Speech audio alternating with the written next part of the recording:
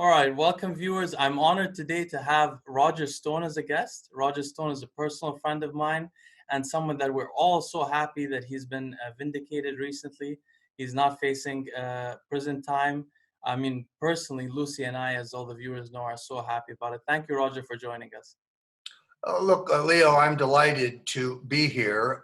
I've had an extraordinarily, almost unique experience being targeted by a vengeful federal government who fabricated politically motivated charges against me, rigged my trial start to finish, worked hand in glove with the corporate-owned media to not only gag me, but then while I was gagged, completely distort all of the facts about me, about my trial, about my past, even about my future, and to emerge intact, to emerge vital and prepared to continue fighting. It has been an extraordinary experience. I can tell you firsthand, it is physically and mentally and financially draining. But I now understand very clearly that I was put in this position by God for some specific purpose, for some mission. Perhaps I was being tested, and that I honestly believe that He has some greater mission or purpose for me that He'll reveal to me when He's ready. The skeptics and the atheists and the elitists out there who are watching this, who may be scoffing, you may scoff all you want. You will be on the wrong side of history when the smoke clears and the future is clearer. But beyond that, you and Lucie were steadfast friends, helping me on a number of fronts in my epic struggle for freedom. So it is the very least I can do to be with you today and perhaps give your supporters and followers my views on really any subject you want to talk about. People have this tendency, as you know, to mentally put you in a box. Roger Stone he's an ultra conservative.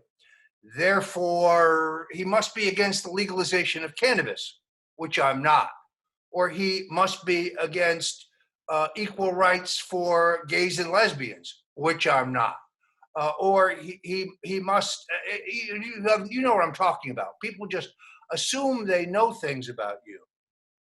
Many people don't understand what a libertarian conservative is. That's what I am. A libertarian conservative is someone who believes in maximum personal and individual liberty. We believe in the supremacy of the individual. We believe in the God-given rights to freedom, to eat what we want, to drink what we want, to sleep with whom we want, to worship the God that we choose. That's what freedom is all about. And those who are in our streets today telling us that they are liberators, no, they are our would-be oppressors. Those are the people who want to control everything, including what we're allowed to think and what we're allowed to say. It's a very, very sad and scary time for America. And in all honesty, not that there's any advocacy on my part, most of my friends are buying ammunition, buying firearms while they're still constitutionally allowed to do so, and learning how to use them for their own protection. Well, Roger, you mentioned a couple of things that are quite interesting to me. One, I'd like to make a comment about, which is that I was engaging with you throughout the later period of your struggle. And I was always amazed and inspired by your resilience, your personal resilience, as well as your wife's. And it leaves me sometimes dumbfounded because negativity is contagious. And for some people, having people speak out against you, or even on the streets, you used to be harassed on the streets by people, you and your family and anyone with you, and you maintained a belief in the fact that you'll be vindicated, without really having any kind of assurance to that end whatsoever. I wanted to ask. I'm sure you have an explanation. how did you, what strength do you pull from to get that kind of inner resilience? Or is it something that you've always had in your personality? Well, in any situation like this, it helps to know the truth. When you know that you are telling the truth, when you know the facts regarding your situation and what did and did not occur, that gives you enormous strength. I mean, Eric Swalwell, who is a scumbag congressman from California, is out with a new video yesterday, yet recycling the false narrative that goes like this: Roger Stone and Donald Trump engaged in crimes together, and then Stone traded his silence regarding his knowledge of those crimes for clemency, in this case, an act of commutation. Now, Swallowswell can repeat this as many times as he wants, but that will not make it true. And then he says there is documentary evidence and witness evidence that proves this. No, Eric, there is no documentary evidence that proves this. You may try to twist some things. As for your witnesses, yeah, there's two uncorroborated testimonies from plea bargain induced witnesses who can't prove anything they say and change their story several times. Try that in a courtroom and they will get demolished. Try it on the floor of the US Senate if you want, in another phony impeachment hearing, and they will get demolished. You are the congenital liar. You and Adam Schiff and Congressman Jerry Nadler, you're the guys who can't tell the truth. You're the guys who continue to twist the facts. Don't think you can escape justice. The arrogance of these people is outrageous. What gave me strength in this fight and gives me strength in the fight going forward is I know the truth, and I can always prove the truth when I have that opportunity. The mainstream media will often grab onto a falsehood and then create a feeding frenzy in which it's very difficult for you to get the truth through. The most egregious example of this is the false claim that I posted an image online which threatened a federal judge. No, I posted an image created by an organization called Corruption Central. And in the upper left-hand corner of this image, very, very tiny, is the trademarked logo of that organization, which is based not on a rifle crosshair, but on a Celtic cross. Now, I have a sworn affidavit from the graphic artist who designed it. I have a sworn statement from the head of the organization identifying it as his logo.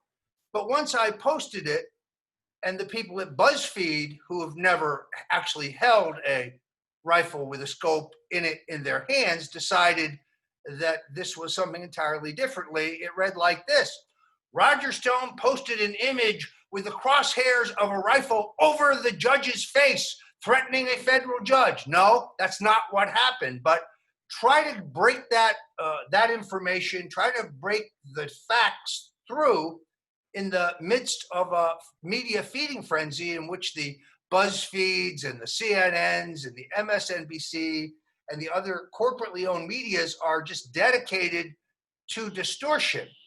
And it's very difficult. That has not made the path easier. The greatest single problem we have today, I think, as a nation going forward, is the censorship of any individual on social media who is not a conventional thinker, who is not committed to the establishment status quo, whether you are a conservative or a Republican or a libertarian or a Christian or just a free thinker. Maybe you don't fit in any of those boxes, but you're just a free thinker. If you don't subscribe to what the people at Facebook and Twitter think is true, then you will be silenced. Those who think they're going to get away with this forever misunderstand the path of history. But in the short term, this is a real danger. People, regardless of their views, I don't care if you're a communist or a socialist or a progressive or a vegetarian, or an extreme conservative, or a libertarian, a Republican or a Democrat, you should be allowed to fully express yourself. Caveat emptor. Let the consumer decide what he or she chooses to believe. People are smart. People are not stupid. People can make their own decisions. People can decide for themselves. They don't need to be spoon-fed by the corporate geeks at CNN who are not journalists. They're just propagandists, and for the most part, lowlifes. Roger, that's actually one of the questions. So I polled some of my viewers on Reddit as well as on my Instagram to ask for questions for you. One of the questions we got asked about was exactly that. What is with the censorship that's going on, and with the fact that essentially, there's sort of an oligopoly on social media that is somewhat aligned with each other, that is policing our ability to have free speech. And in the modern time, free speech has to some degree, go through these media outlets. What is the long-term solution to this? People have proposed the idea of nationalizing or regulating some of these companies to ensure that free speech is available. What do you think is the way forward in the long term? Well, generally speaking, of course, I don't like government regulation of anything, but there are times when there may be no other solution. The telephone company is a private company, but you don't have any right to deny anyone a telephone.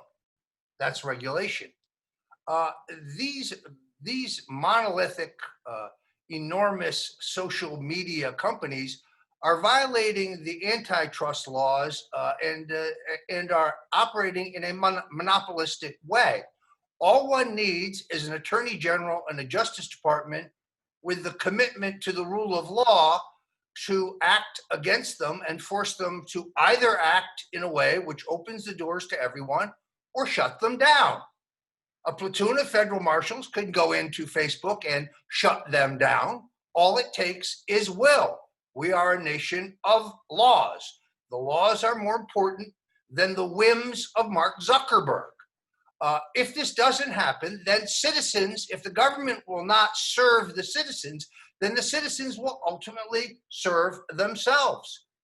That's mob rule. That's not what we want, but people have tasted freedom. Once they've tasted freedom of expression, it cannot be taken away from them. They will not let the toothpaste be pushed back in the tube. It'll never work. So, look, I'm one who fears that a violent revolution is headed this way, that both sides are deeply committed to their beliefs, that what we see happening in our streets today is not some indigenous protest against the policies of government or the events of the day. This is a willful, well-planned, well-orchestrated, extremely well-financed socialist revolution. That's what we see. It has nothing to do with George Floyd. It has nothing to do with what George Washington stood for or may not have done. That's not the reason why we are pulling down his statues. But those who think that the country is about to march off into 1,000 years of darkness misunderstand the fact that the American Revolution was pulled off by 3% of the people.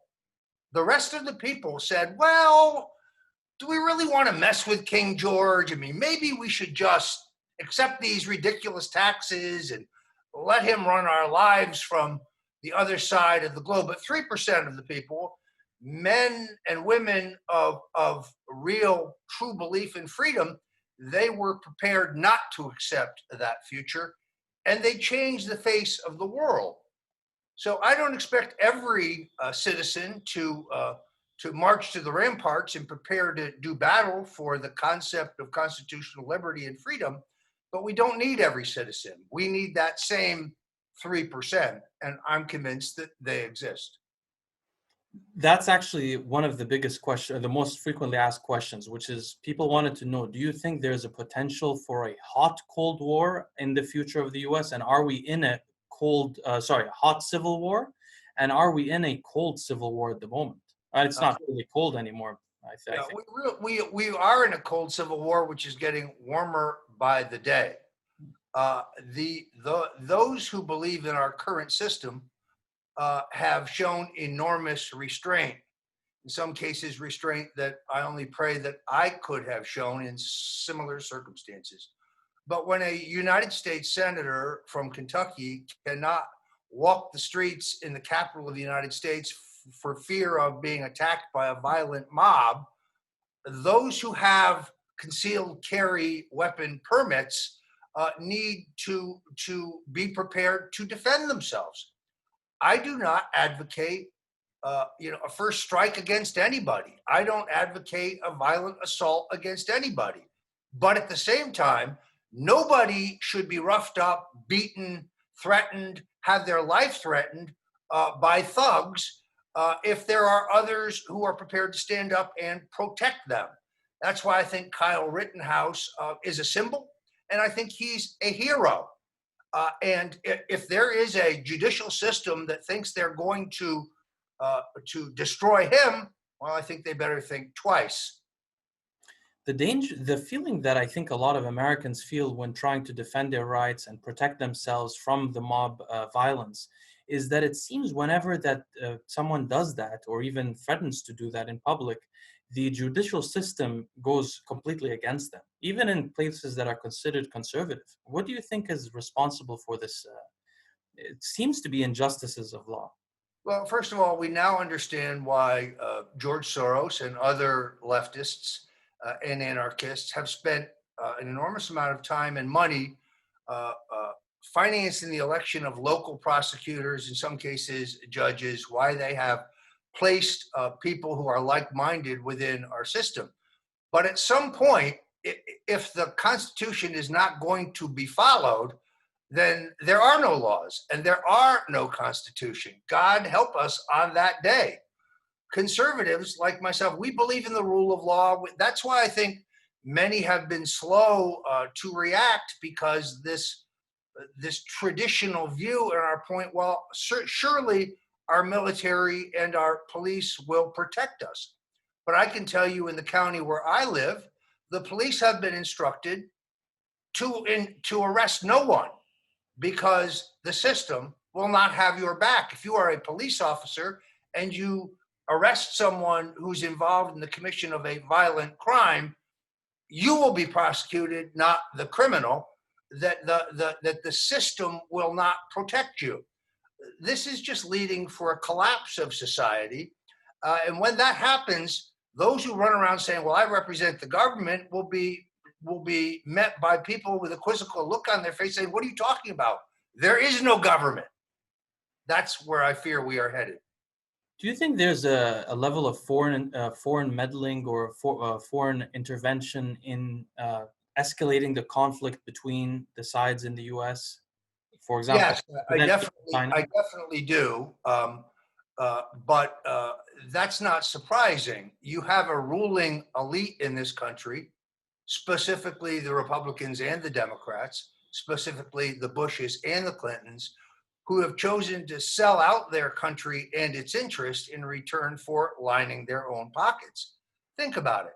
Somebody made the decision, maybe we should actually manufacture all of our best and most important prescription drugs in China.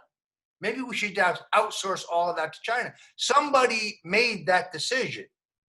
The strategic flaws in that decision are so obvious, but the money was so attractive that they didn't care about the country. They only cared about their interests.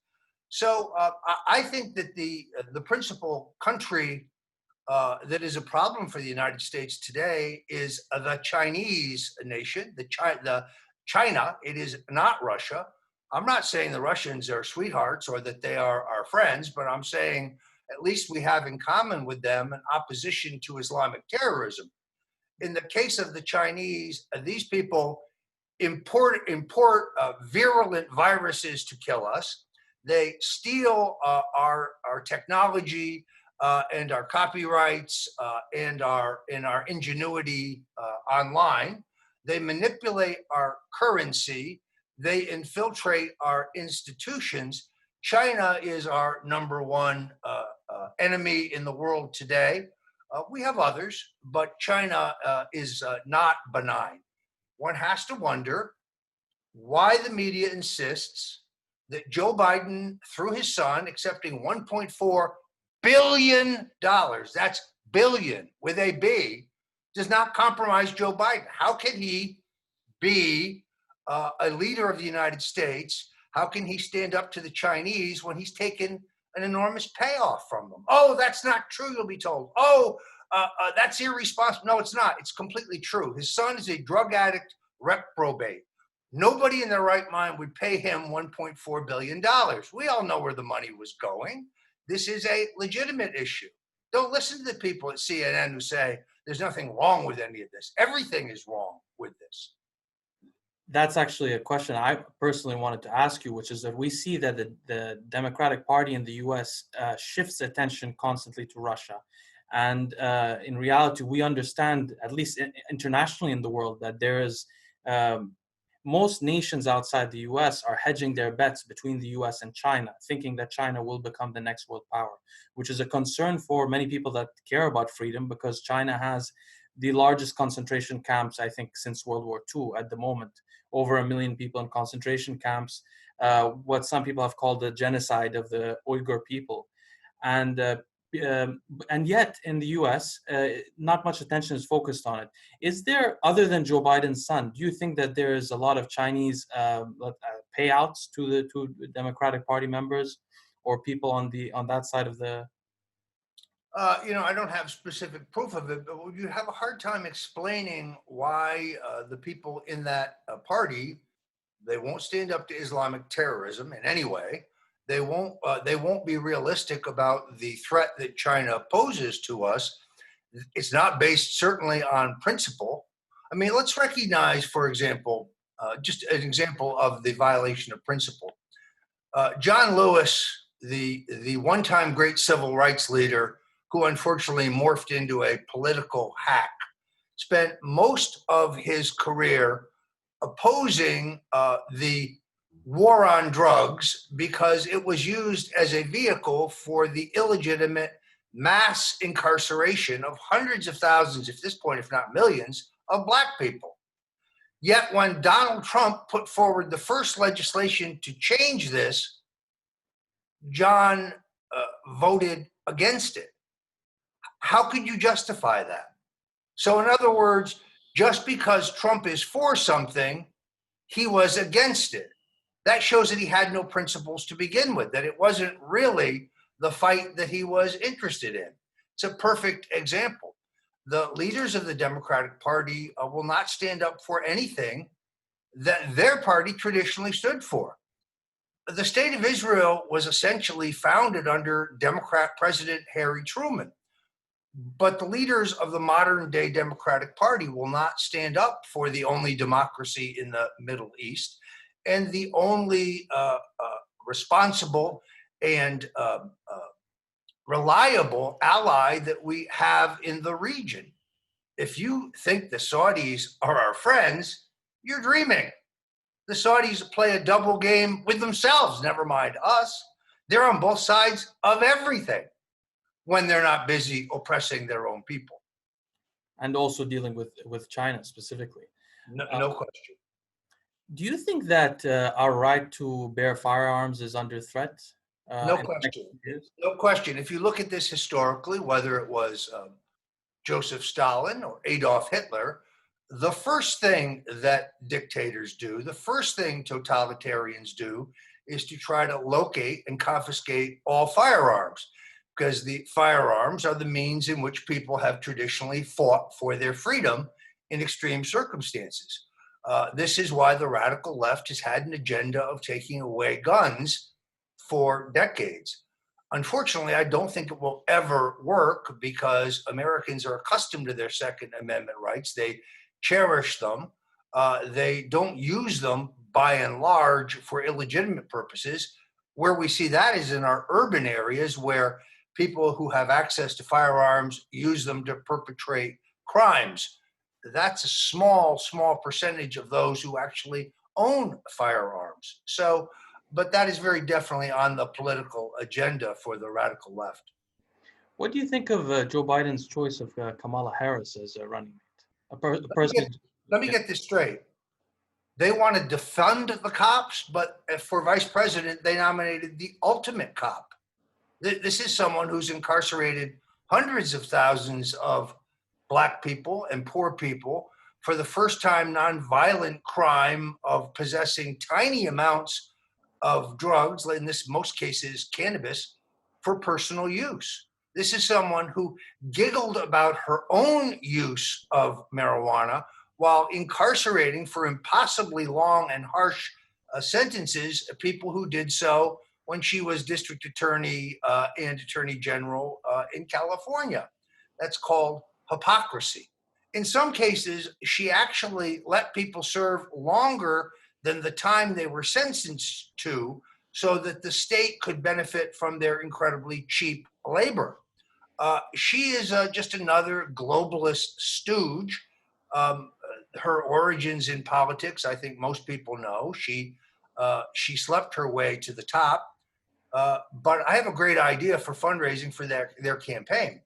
It's the Kamala Harris action doll, bed not included.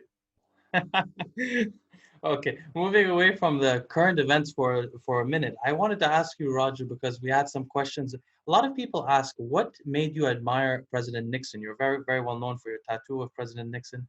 What made you admire President Nixon so much when you knew him? Well, Nixon was, as we have discussed, an introvert in an extrovert's business. He was actually a painfully shy man who had a hard time,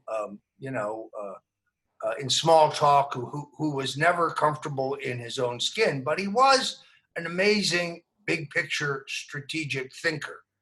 It was Nixon who understood that with the rising power of the Chinese and the continuing threat of Russia, that since they were on a common border, they could be played against each other to the benefit of the United States.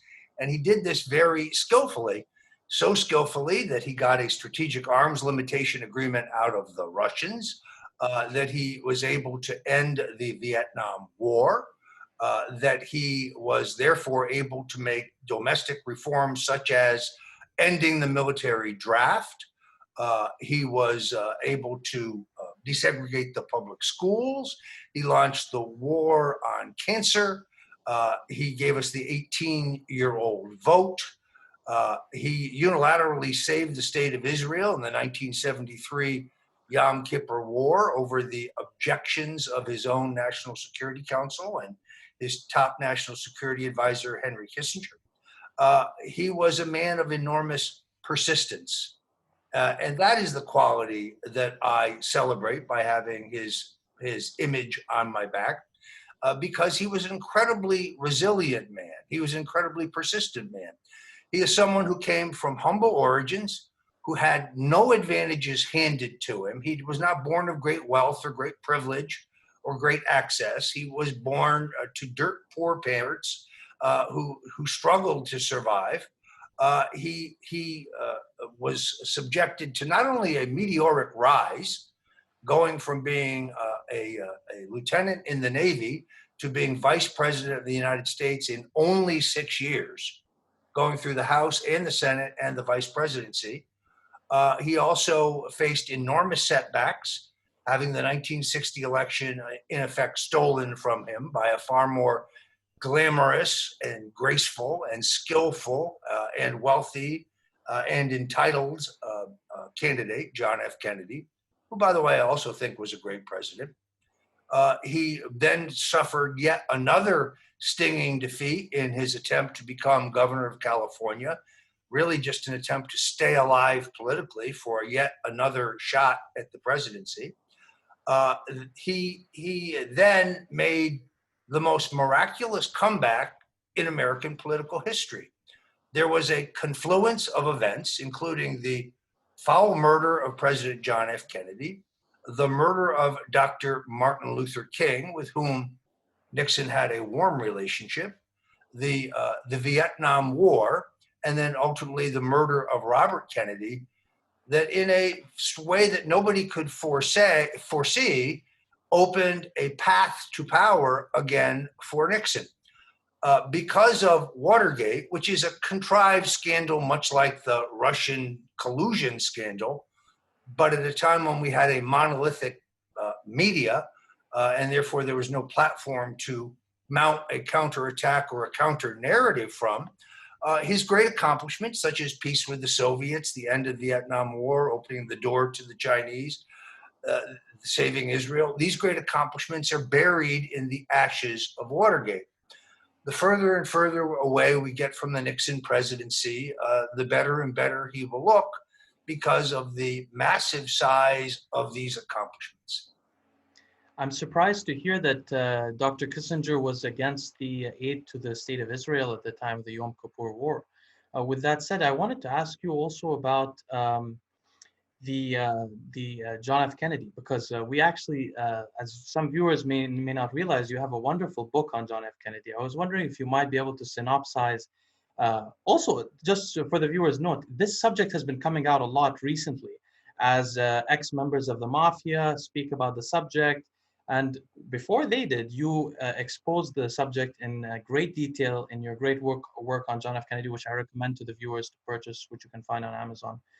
Can you tell us in brief how you believe the Kennedy assassination was orchestrated and what the powers were involved? First of all, I think John F. Kennedy posed the same danger to the American power establishment that Donald Trump does. In other words, because he came from independent wealth and because he and his father crafted his own ascendancy to the presidency, he threatened the institutions of his time. In the campaign of 1960, Nixon was shocked to find John F. Kennedy, who he thought was a liberal, running to the right of him on virtually everything. He was a more ardent anti-communist than Nixon, at least publicly. He criticized the Eisenhower handling of Cuba, the Bay of Pigs. He criticized the Eisenhower handling of the early days of the Vietnam conflict. He spoke to a younger generation of leaders. He was very inspirational. And once he became president, the Pentagon and the deep state of his day, they called them the military industrial complex then, but it's the same people. It's those who are buried deep in the defense and industries and in the Pentagon and in our national security apparatus, thought that Kennedy was inexperienced and weak and that they could drive him towards war, perhaps even nuclear war with the Soviets. Kennedy understood the need for peace, and therefore he was really distrusted by the powerful institutions that had been put in place, mostly under Truman and Eisenhower. He had been misled on the Bay of Pigs invasion into Cuba by the Central Intelligence Agency. He famously threatened to shatter them into a million pieces. He was very concerned about the policies of J. Edgar Hoover at the FBI, who used that rogue political operation to blackmail politicians and those in a position of power into continuing to keep him in power and give him additional funding for the expansion of his police techniques. He was very serious about monetary reform. Kennedy liked the idea of a gold or silver-backed dollar. The bankers had no interest in returning to that. There came a point in which every one of these vested interests, the oil and gas industries, for example, who were not paying their fair share of taxes due to the oil depletion allowance, which JFK wanted to repeal. So all of these powerful interests had a common interest in John F. Kennedy no longer being president. And Kennedy had been blackmailed at the 1960 convention into giving the vice presidential nomination and therefore ultimately the vice presidency to the most duplicitous, untrustworthy, corrupt, conniving politician in American history, Lyndon Baines Johnson. Johnson was a functioning lunatic. Johnson was literally a psychopath. who would do anything for power. He was a notorious liar. He was a pill popper. He was an alcoholic. He was a womanizer. He was a sadist. He was a megalomaniac. And he took the vice presidential nomination with a plan to replace Kennedy. Then he skillfully, as vice president, urged JFK to do nothing for African Americans, to go slow on civil rights, despite the campaign pledge from JFK to do otherwise, telling Kennedy that you'll only irritate the chairman of all the major committees in the US Senate, who are Southern Democrats, and they will fight the rest of your domestic and international program. Leave civil rights for a second term, Johnson would say. Well, Johnson knew there would be no second term. He was trying to reserve those opportunities for himself. Johnson was a lifelong segregationist who had run the opposition in the US Senate to every piece of civil rights legislation or open housing legislation or voter registration legislation in the 1950s. But he needed civil rights as his cover to expand the war in Vietnam. See, he and Lady Bird Johnson had massive holdings, like Bell Helicopter, for example, which got enormous contracts from the Pentagon during the Vietnam War to increase Johnson's wealth even more. So there is no question that organized crime plays a role in the murder of John F. Kennedy. They have a motive in that they had been useful to Kennedy's election in 1960.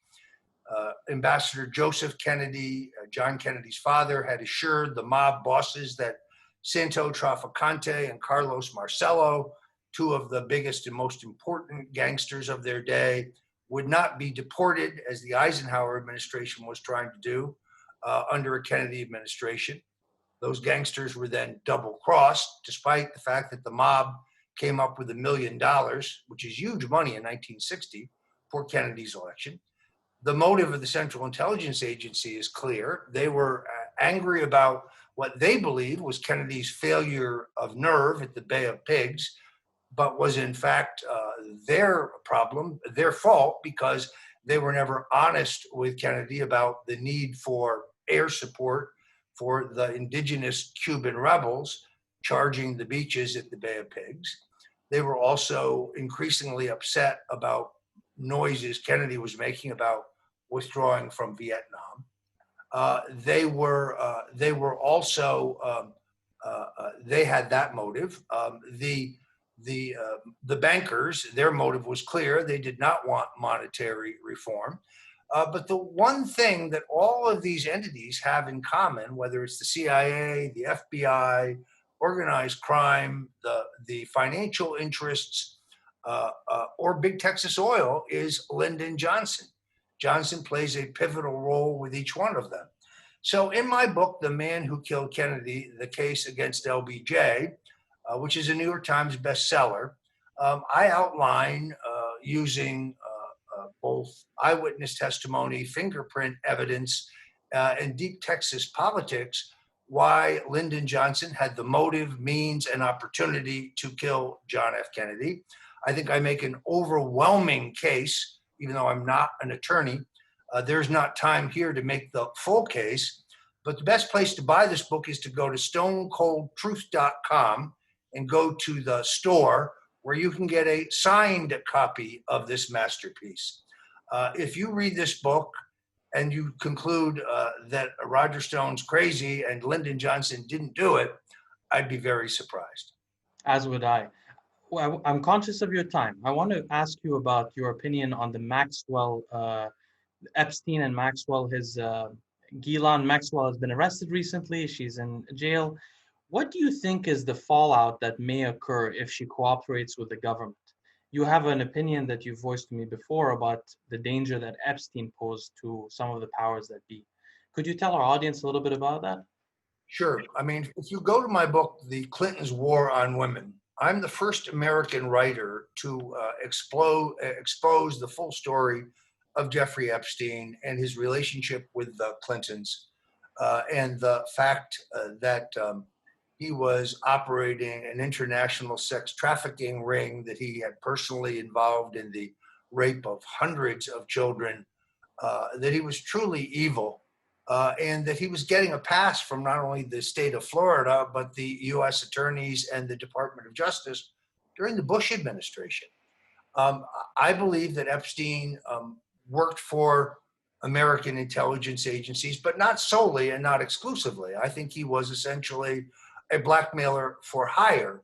And I suspect that the Israelis and the Saudis and who knows, that many, many entities and countries used him for the collection of blackmail evidence that they could use to conceal their own crimes or for their own purposes. That is why I believe he was murdered. That is why I believe we'll never learn anything about what Ms. Maxwell really knows, because there are too many interests who have something to hide.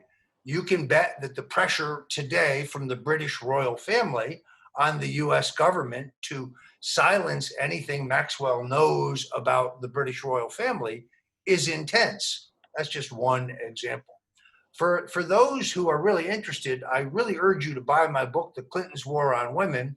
Go to the chapter on Jeffrey Epstein, because there's literally nothing that you have learned in the last 18 months that wasn't in my book, but ignored by the mainstream media at the time. I mean, Bill Clinton's 28 trips on Epstein's plane, his 17 trips to the island, the specific party in which Virginia Roberts, one of the sex slaves of Jeffrey Epstein, now Virginia Giuffre, talked about seeing Bill Clinton with two 17-year-olds at a party on the island. All of this is in my book. It's all there in great detail. It's all documented. I urge you to get The Clintons' War on Women. Again, the best place to get that is stonecoldtruth.com in the store. And you'll get a signed copy. You can go to Amazon, but your copy will not be signed. And if you want to help Roger Stone and his family get back on their feet financially after my epic struggle for freedom, the best place to get it is at stonecoldtruth.com. Which is the final thing that I wanted to ask you about, Roger, which is the persecution that you suffered in the last couple of years has almost bankrupted your family, put you in a really horrible financial situation. How can the viewers support you? Well, unfortunately, even though I made a very difficult decision to not to pursue the appeal of the conviction in the Soviet-style show trial that I was subjected to, largely because I came to the conclusion, based on recent rulings, that I cannot win in a rigged fight. I mean, the DC Court of Appeals essentially upheld the gag order against me during my trial, ignored all legal precedent and law and current regulations to, unlike every other nonviolent person convicted of a nonviolent crime in the last 2 months, to send me immediately to a COVID-19 infested prison, when it's their policy actually to release people who are to shield them from infection from prison. The prison they wanted to send me to, Leo, in the 2 weeks before I was to surrender there, released a child pornographer, a pedophile, a serial rapist, and an armed bank robber to protect them from COVID. But no, Roger Stone must be incarcerated at that facility with over 200 cases of coronavirus immediately. That was a de facto death sentence. And the DC Circuit Court of Appeals had every intention of sending me there, despite the law and the rules and so on. Add to that their refusal to dismiss the charges against that great American patriot, Mike Flynn, their decision that Donald Trump's lawyer, Don McGahn, must testify against his client for the Congress, and then the cropper. No, Hillary Clinton doesn't have to testify about her illegal email server. No justice can be found in the DC Circuit Court of Appeals. It is entirely politicized. And even were they to overturn my conviction, I would then have to stand trial in front of the same judge. The judge that I make a very strong case was biased against me and who allowed egregious, even blatant juror misconduct, putting aside the judge's own unconstitutional rulings at the beginning of my trial, which essentially denied me every powerful line of defense. So I'm not willing to put myself and my family back into that kind of a pressure cooker, that kind of a danger and a risk. However, I still have a handful of civil suits against me filed by knuckleheads like Larry Klayman because he's an egomaniac. And I have to defend those or I will get a default judgment against me. Then I also have Robert Mueller and Andrew Weissman and others in the deep state saying, oh, we can retry Stone once Joe Biden becomes president. They have no knowledge of the fact that I have been subjected to the most intense investigation in American history, and there is nothing else to find. But that they never let the facts get in the way of a despicable political agenda, and I have to be wary about that. As you know, I have lost my home, my savings, my insurance, largely my ability to make a living for the last 2 years. I'm now just struggling to get back on my feet. So to answer your question, those who want to help me legally can go to stonedefensefund.com. We have not closed down because we still have pending legal actions against me. Those who want to help me personally can go to stonefamilyfund.com. No, I'm not living a lavish lifestyle. This helps us with groceries and rent and medical expenses and gasoline and the basics. But we are scraping by, and your help would be deeply appreciated. And if you want to keep up with political developments without the BS, go to stonecoldtruth.com, my website, where I will soon be unveiling a daily video presentation, and we'll continue to write about the politics of the day. I have to reserve some voice because I have a speech tonight, but it's been great to be with you and to take your questions. And again, Leo, I'm deeply grateful for your support and the support of your wonderful wife, Lucie, in this epic struggle for freedom. The smear attempts continue even today, and therefore it is important for those who believe in freedom to be out there on the front lines, continuing to correct the record and tell the truth. Thank you, Roger, for honoring me with your presence, and thank you for all that you do.